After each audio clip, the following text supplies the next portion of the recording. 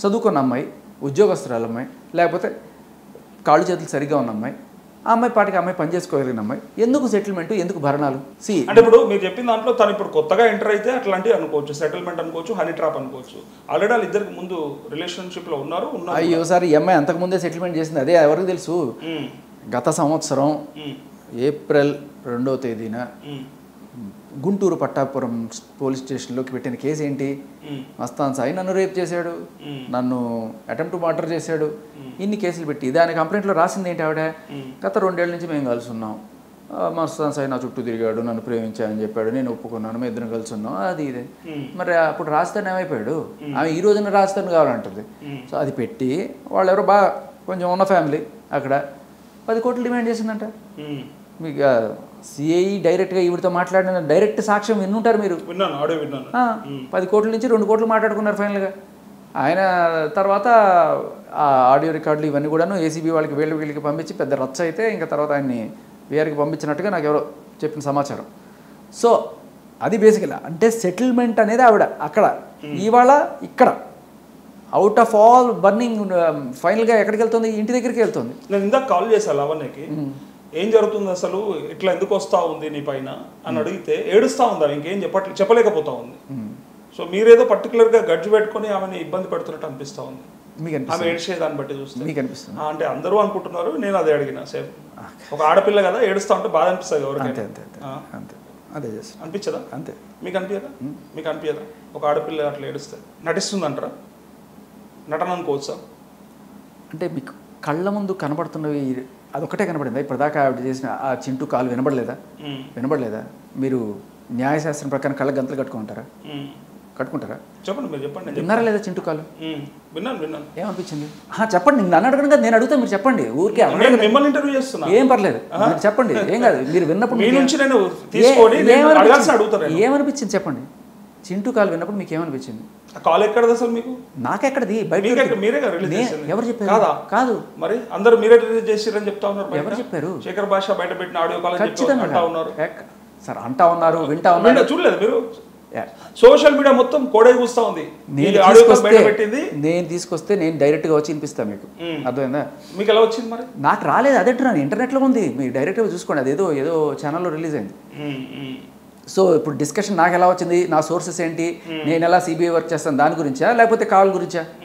మీరు చెప్పండి. దాని గురించి డిస్కస్ చేద్దాం. బట్ ఎందుకు మీరు చేస్తుంటే తను కార్నర్ చేసి ఒక ఆడపిల్ల కార్నర్ అంటే సార్ నిజాలు బయట పెడితే కార్నర్ అంటారా? నిజాలతో పాటు తనకు కావాలని మీరు ఇబ్బంది పెడతా ఉన్నారు. నిజాలు బయట పెట్టడం కార్నర్ చేయడం. ఇప్పుడు నేను ఏదైనా ఆరోపణ చేస్తున్నాను, ఆవిడ ఇట్లాంటిదండి, ఆవిడ ఆ రోజు అట్లా తిరిగిందండి అన్నాను అనుకోండి, అది మీరు అన్నట్టుగా నేను ఆరోపణ చేశాను కార్నర్ అనుకోండి. నేను అసలు నేను కాదు అది బయట పెట్టింది, ఎవరో తీసుకొచ్చి చెప్పారు, దానికి నేను ఆమెను కారణం చేశాను. మీరు ఎట్లా అంటారు? నన్ను అన్ని మీకే దొరుకుతున్నాయి అనేది నాకు ఎక్కడ దొరికింది? అది బయట ఎక్కడో రిలీజ్ అయిన తర్వాత దాని గురించి నేను ఇవాళ మాట్లాడాను, ఇవాళ ఒక ఛానల్లో మాట్లాడాను నేను. అది కూడా అది రిలీజ్ చేయాల్సిన అవసరం ఎవరికి ఉంది, అది రికార్డ్ చేయాల్సిన అవసరం ఎవరికి ఉంది, మీరు బాగా గమనించండి.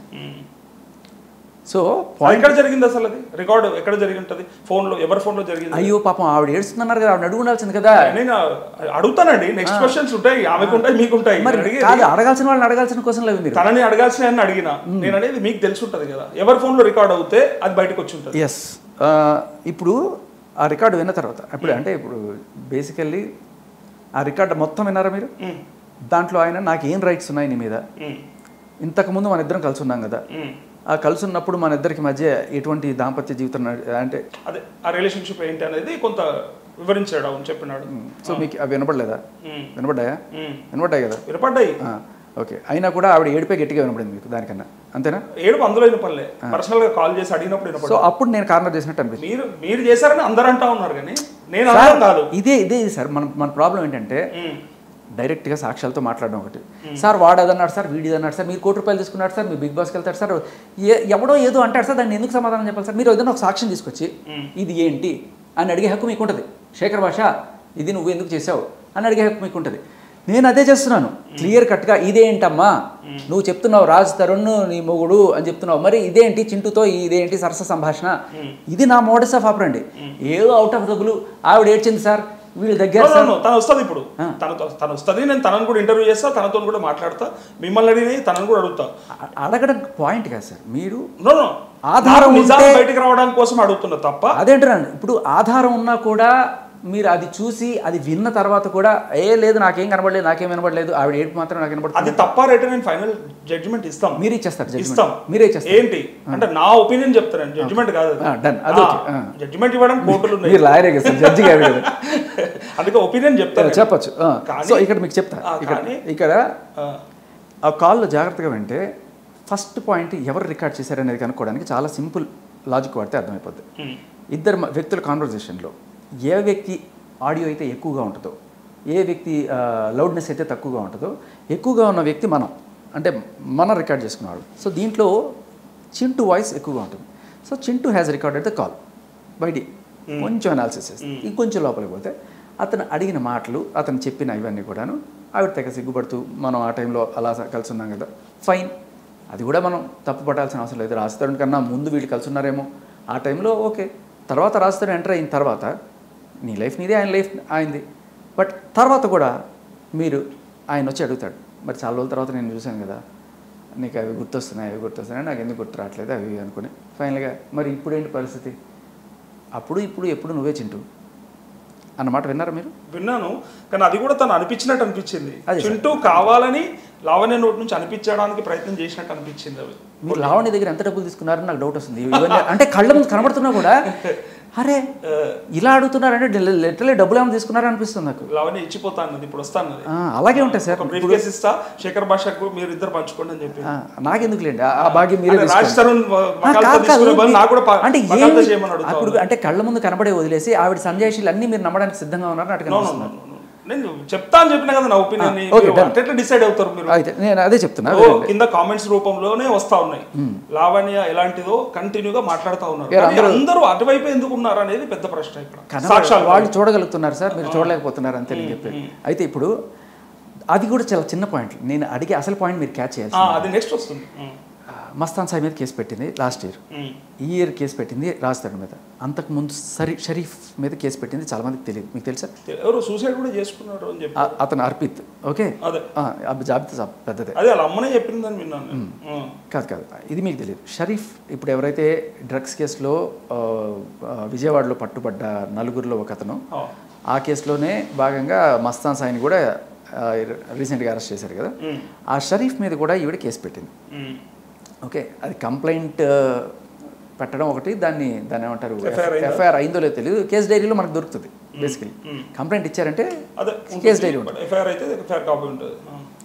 సో ఇలా ఈవిడికి కంప్లైంట్ ఇవ్వడం, మనిషిని బెదిరించడం, సెటిల్మెంట్కి పిలిపించడం, ఏదో ఒకటి, డబ్బులు అయితే డబ్బులు, లేకపోతే ఇల్లు అయితే ఇల్లు, లేకపోతే ఆవిడకి కావాల్సిన ఏదో మాట్లాడుకోవడం అనేది ఆనవాయితీగా ఉందని వీళ్ళు గ్రహించారు. ఆ విషయం 12 ఏళ్ళ నుంచి చూస్తున్న చింటూకి ఇంకా బాగా తెలుసు. ఇప్పుడు మ్యూజికల్ చైర్స్ లాగా ఫస్ట్ ఆయన అవుట్, మస్తాన్ సాయి ఆయన ఏదో కుడుతూ పరిగెడుతున్నాడు ఇప్పటిదాకా. ఇది 2023 రేపు ఇవన్నీ పెట్టిన తర్వాత, అన్ని ఛార్జెస్ పెట్టిన తర్వాత చేస్తున్నాడు. తర్వాత రాస్తారు, సరే ఆయన ఏదో బెయిల్ తెప్పించుకొని ఆయన ఏదో బతుకు దేవుడు అన్నట్టుగా ఉన్నాడు. ఇప్పుడు నెక్స్ట్ ఎవరున్నారు మిగిలి అక్కడ ఆ ఇంట్లో? చింటూ.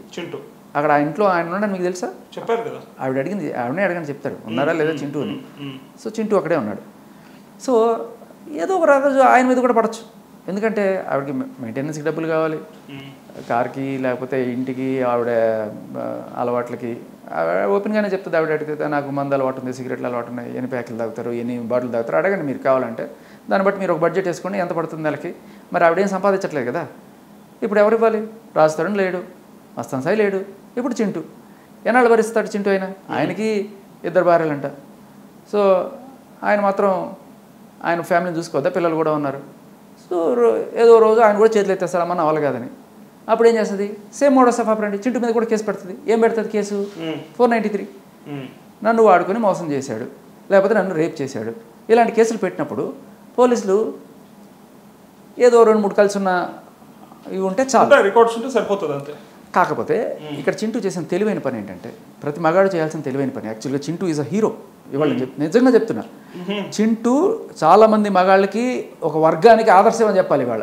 ఎందుకంటే ఈ కాల్ రికార్డ్ చేసుకోవడం వల్ల ఆయన చాలా క్లియర్గా ఆవిడే తన ఎంబడ పడుతుంది అనేది ఎస్టాబ్లిష్ చేశాడు, మీరు జాగ్రత్తగా వింటే. దాంతోపాటు ఆయన హీ ఈజ్ ఆస్కింగ్ పర్మిషన్. నాకు పెళ్ళాం ఉంది, నా పెళ్ళానికి ఇదంతా నేను ఓపెన్గానే చెప్తాను, అంటే హీఈస్ ఎస్టాబ్లిషింగ్ హీఈస్ మ్యారీడ్ అని కూడా దాంట్లో ఆవిడకి. అవును. అయినా కూడా ఆవిడ నేను నీకు సంసారాన్ని నేను డిస్టర్బ్ చేయను, మనం ఎప్పుడన్నా కూడా ఇలా అన్నట్టుగా ఆవిడ అన్న మాట కూడా మీరు వినొచ్చు. So what does all this make? Consensual, కలిసి ఉండడు. ఆవిడకి ఇష్టం, నాకు ఇష్టం, సరే అక్రమ సంబంధం మా ఇష్టం మాది, అడగడానికి లేదు ఎవరికి. కానీ రేపు ఇది వెళ్ళి ఆవిడ కేసు పెట్టింది అనుకో, ఏంటమ్మా ఇది, నువ్వే కదా ఆయన పిలిచావు, నువ్వే కదా రానని చెప్పావు, ఆయనకి వెళ్ళిందని నీకు తెలుసు, నువ్వే ఆయన రా అని చెప్పావు, ఇన్ని చేసిన తర్వాత నువ్వు అతను రేపు ఎట్లా కేసు పెడతావు? పెట్టనీకి లేదు కాబట్టి ఈ రికార్డ్ అనేది అతనికి ఒక దాని ఏమంటారు వజ్రాయుధం కూడా షీల్డ్ అనమాట. అతనికి కాదు, మీరు అన్నారు కదా అందరు మగాళ్ళకు, ప్రతి మగాడు కూడా ఇట్లాంటి ఒక రికార్డ్ చేసి పెట్టుకోవాలి జీవితంలో. ఎవరన్నా అమ్మాయి ఇట్లా హనీ ట్రాప్ వచ్చినప్పుడు వాళ్ళతో మాట్లాడి చాలా క్లియర్గా ఇటువంటిది ఒకటి. ఇది ప్యూర్గా హనీ ట్రాప్ అని డిసైడ్ చేస్తున్నారు మీరు? కాదు, హనీ ట్రాప్ కాదు హనీ ట్రాప్లో పడబోయే మగాళ్ళు ఎవరైతే ఉంటారో, కొత్త రిలేషన్, ఇప్పుడు సపోజ్ మీరు పెళ్ళైంది, ఎవరో ఒక అమ్మాయి వచ్చింది, మిమ్మల్ని ఊరించింది, మీరు ఏదో ప్రలో పడాలనుకుంటున్నారు, అప్పుడు you should make some proofs that you have told that you are married to her. Okay, ఆ అమ్మాయికి ఆ విషయం తెలుసు, అండ్ ఆవిడ ఎటువంటి నేను పెళ్లి చేసుకుంటాను అట్లాంటి ఆశలు ఏం లేవు కదా నీకు, అయినా కూడా వస్తున్నావు కదా అని మీరు అన్నప్పుడు ఆవిడ ఓకే అన్న రికార్డు కనుక ఉంటే మీ మీద కేసు అవ్వదు. సబ్స్క్రైబ్ చేయండి. Please do subscribe to Please like, share and subscribe to top Telugu TV. Top Telugu TV. Top Telugu TV.